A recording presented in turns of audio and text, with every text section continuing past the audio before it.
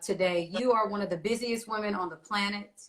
You have lots of work to do. So to even get you to come to do this Instagram Live is an honor and a pleasure because you don't do a lot of these. So I want to first say thank you for that. I know right now, too, our community is mourning. We got the news about Breonna Taylor. We got the news that justice was not served, and that only 1 out of 3 of the officers was charged, and it wasn't with killing her, but wonton. The concept of a bullet could have gone into the neighbor's house. So for that, we'll charge you, but not for killing Breonna Taylor. So we are having heavy hearts today. So I just want to check in with you to see how are you feeling? Thank you so much. First of all, I feel privileged to be with you today. I feel privileged every time I'm with you. You are so giving and you're so wonderful at sharing and being in the community and responding to requests from all of us to participate in various ways. And I want to thank you for Wanda Lunch. I want to thank you for all the rallies. I want to thank you for being bold and courageous and for giving basically of your time and your resources to us all. And I'm just pleased to be with you, and thank you for inviting me. Yes, my heart is heavy about Breonna Taylor. And you know, we have been talking a lot about justice and equality and police reform, and the protests have been, you know, after George Floyd was killed, with the chokehold and with the knee on his neck and all of that. And yet we have a district attorney here who, is not courageous enough to do the right thing. As a matter of fact, I don't know him. I'm very upset about him. And I think that, what he has done is he's taken the position that he wants to be accepted by, I guess, others in the police community that share, the kind of feelings about they cannot afford to be wrong, whatever they do, that the community should accept it. This is the way policing is, etc. And so he's not interested in having the support of the community because he's speaking up and speaking truth to power. He's interested in basically being aligned with the other side that really is not apologetic at all about the kind of targeting and the abuse and the killing of her. I mean, if there's any case of innocence of an individual, a victim that's been killed by the police, she is it, in her bed, sleeping, house basically violated with them bursting into her home and shooting and killing her. I mean, it gets no clearer than that. And if we can't convict on that, then we can't convict on anything, and we've got a lot of work to do. But first of all, we got to call him out. Yes. We've got to call him out for what he has done. He has basically, given cover, to the police and all of the injustice that we have experienced traditionally. And so, yes, my heart is heavy as yours is, and so many. And for those who say they don't like the protests in the street, I'm saying stay in the street, protest, speak up.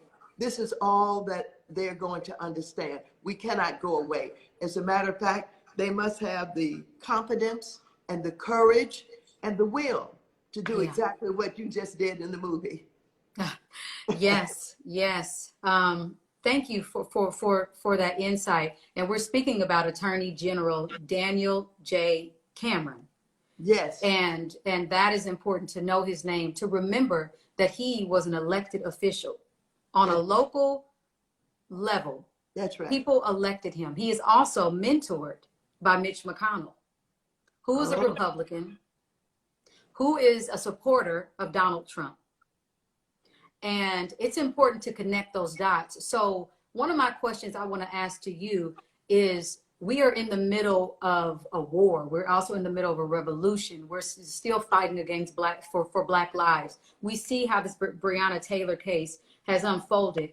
The importance of local elected officials. You are the Congresswoman because you were elected for the 15th term, right? Yes, that's right. So talk to us about how we understand the federal elections are important. Yes, we want you to vote for the president of the United States, but some people are not connecting the dots about the power of the mayors, the governors, the district attorneys, the Congress folks who empower our presidents to do the things that they're doing, who make the laws on a local level, that vote for police policies or reforms or abolishing or defunding.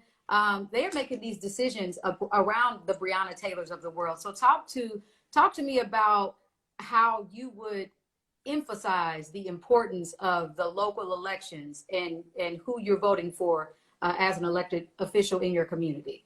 Thank you so very much. And this is a subject that I've been talking a lot about recently, because it is so disturbing to find out that people don't really know the responsibilities of the various legislative offices. People don't know oftentimes the difference between the local city council person, the state legislator, the congressperson, and who's responsible for what. And what I've been trying to do is to say to voters that the city council people and the mayors are absolutely responsible for their police departments. Absolutely. First of all, they have their budgets, and that's power. And they can determine their pay raises, their overtime, all of that, their retirement benefits. And so the city council people and the mayors have not been doing their job. They have been intimidated by the police unions, and that includes the police chief. The police unions organize, they have lots of money. They threaten the city council people and the mayor and the police chiefs, and they tell them that they're going to campaign against them. They're going to raise money against them. And the police unions, for the most part, are right-wing conservatives who are about the business of giving, basically shade, not shade, but comfort to the police officers no matter what they do. And so people have got to understand that and vote down ballot, as you're saying, where your city council people and your mayors are on these ballots, and they've got to go to the city halls. They've got to put pressure on their elected officials at the local level and tell them, the police, they can control the police. They have power over the police commissions. Police commissions in the cities are oftentimes appointed by the mayors. And so people have got to understand that they really do have power, but they've got to know where to direct that power. And for far too long, the local elected officials have been getting off the hook, and people don't seem to know that they're absolutely responsible for those police departments. Yeah. I am so happy to hear you speak about that. And I know that, being somebody, I was gerrymandered. So there are going to be a lot of tactics, and people don't know that my county was redistricted. And what that means is that during a local election, I wasn't there. I was on tour. The city voted that everyone living in this area could not vote for Mayor Keisha Lance Bottoms. You're not in the county of Fulton anymore. You're in New Renaissance. And so I went to go get my vote, go vote for Keisha Lance Bottoms for mayor. And when I got there, they said, she's not on your ballot. You're in New Renaissance. You're not in Fulton County. And I said, are you kidding me? So I didn't get a chance to vote for her. And so after that election, thank God she won, they turned my county back to Fulton County. Oh, really? So right they switched the it election? right after the election. Usually these kinds of jurisdictions are determined by the census and reapportionment. And if they being arbitrary and they're deciding that they can do that anytime they want to do that, the state legislatures better take a look at this and better change any laws that allow arbitrary redistricting anytime that they want. Sounds very, very unusual and suspect. Oh, I think you're going in and out. Hold on, I can't hear her right now. Okay, you went in and out just a little bit. Well, I was done. The Yeah. legislature usually has the responsibility for redistricting and Yeah. determining jurisdictions. Now, I don't know how this is working in Georgia, because if in fact they switched the jurisdictions right after the elections, that seems arbitrary. And it seems to me that that should be covered by Absolutely. law. And so the elected officials Yeah. got to do something about that. So I would hope that the NAACP and others in Atlanta, Georgia, will take this up as an Yeah. issue and find out how exactly that could happen. Yeah, absolutely. And we've seen it in Georgia when Governor Kemp stole the election from Stacey Abrams. When Now I can we hear you. saw that there's a white man who was Secretary of State. Somebody appointed him on a local level to be Secretary of State. He was over the election, overseeing all the votes, and then also running for governor against Stacey Abrams. And he ended up winning. And data already shows That that was there Kemp. was heavy voter suppression. Yeah, that was Brian Kemp. Yeah. And so, one of the things that when we're in this election, we have to look out for what they're doing with the post office, how they're taking the mailboxes, and what they're doing if your ID doesn't match your current address. There needs to be laws that will deal Yes. with if the Secretary of State, who is responsible for the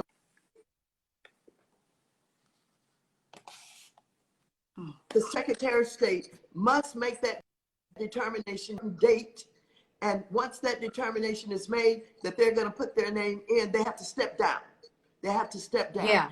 So Georgia, and I don't know what the ratio is in the Georgia legislature, whether or not it's majority Democrat or majority Republican or what have you. But that's one thing that I'm sure Stacey Abrams have to be looking at, because she is so focused on voter registration and undoing some of the practices of the past and the laws of the past. But that's one that really is going to have to be taken care of to make sure that the Secretary of State does not get to run the election that the Secretary of State is going to be involved with running in. That is absolutely, a position to manipulate power. Yeah. Just like, one of the things that we love about you and we appreciate is that you really do represent for African American entrepreneurs, and you try to expand the contracting and procurement opportunities and strengthen businesses. Long active in the women's movement. You've given encouragement and financial support to women seeking public office. Just like when you challenge the Obama administration on what you consider to be a failure in their acknowledgement of the high rate of unemployment among African Americans. I'm gonna switch gears here, because what's most important is the reason why I want to talk to you today is because you have been doing the work for us. You have been doing the work for us to stand up for us, even within our own community. If you feel like, this person has the power to help us and is not reaching that potential, you call it out. And so when I think about, when you called out the Obama administration on the, the high rate and the unemployment amongst African Americans, you have proven that you are not afraid to fight for what you believe in and take the necessary steps to make change. So our testament to your work is the Maxine Waters Employment Preparation Center, a multi-million-dollar campus providing education and employment opportunities to residents of the Watts area. Do you have any words of wisdom when it comes to taking action and making direct change when it comes to a topic that you are passionate about? Talk to us a little bit about that. Oh man, it's going in and out. You were breaking up somewhat and I didn't hear all of it, but thank you for recapping all of what you just did and talking about my work, both in, contracting and business opportunities and education opportunities in areas where oftentimes it has been difficult for young people because of, violence or gang warfare or what have you. The Maxine Waters Employment Preparation Center is in the center of the Watts area, big public housing projects all around that center and near the center. And young people are finding that even if they've dropped out, they can get GEDs. If they want to transition right into the Maxine Waters Employment Preparation Center and, go through their high school studies, etc., that center is there for them, and they can be on several tracks. Many of them we have, we train there. We train not only LVNs, but we train RNs there. We have computers there. We have banking there. Yeah. And so it's an opportunity for young people to get involved in community college, 4-year college. And so I'm very proud of that. Let me try I'm very this. proud of that. Hold on. And we do I everything. don't want to interrupt you. I don't want to interrupt you, but I think what you're saying is just too important. So let me try to put on my headphones because I know that I'm going in and out, and I'm gonna see if that works. And yeah, let me try one thing. Let me try.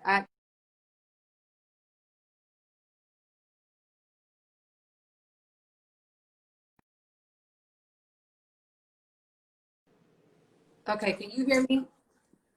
I can hear you fine now.